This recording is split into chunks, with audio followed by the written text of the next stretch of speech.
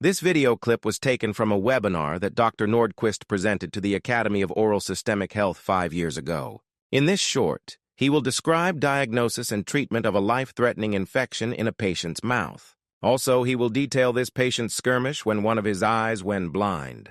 This is a very good example of how to reverse the symptoms of severe chronic disease once discovered.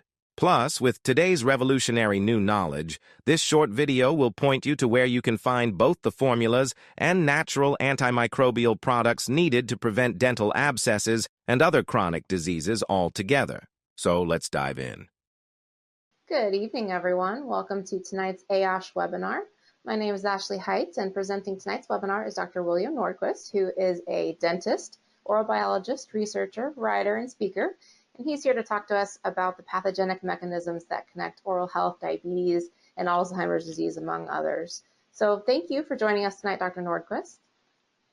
Here's a patient, and she happens to be the husband of one of my editors, and she's a very, very smart person, Bonnie Bennett. And she wrote a book, Tick Bites and MS, and it goes into a lot of the stuff that I'm going to go in. But they called and said, my husband has been going blind over the last few months, and he's totally blind in his right eye.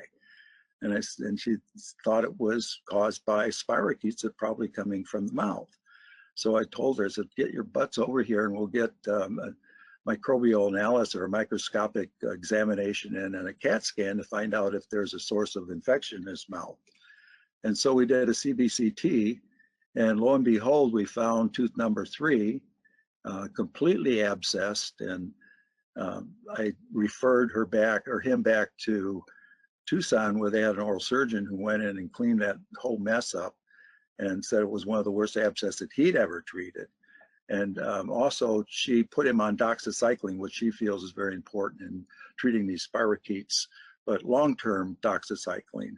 And within 6 months, he totally regained the sight in his eye.